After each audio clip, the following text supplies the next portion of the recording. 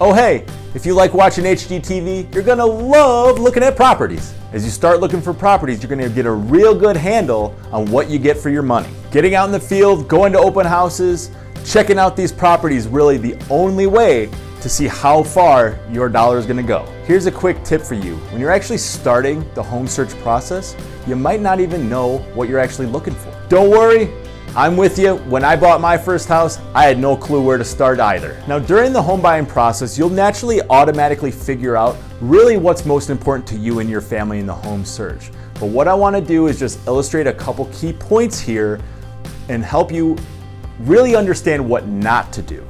So let's jump right in to tip number one.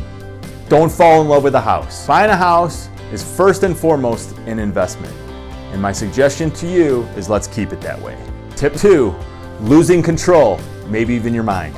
Of course, this is an exciting time, and everybody you know is going to have their own opinion on what they suggest you do.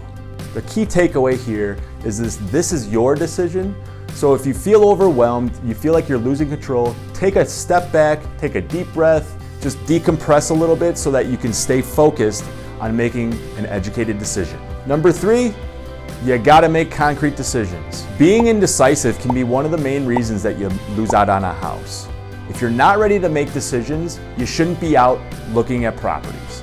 And what I mean by that is I've actually seen clients go see a house, they loved it, they didn't want to place an offer because they thought it was too overpriced, and by the time that they took and analyzed the property a little bit more, it was already off the market. And number four, bad timing. Is it even the right time for you to buy a house? What I can't emphasize enough is that the whole reason that we designed this course is so that you have the ammunition, the data to make an educated decision on your next move. If you feel overwhelmed during the home buying process, again, you can always take a step back, put it on hold, because here's a quick tip for you. There's always going to be properties available for sale.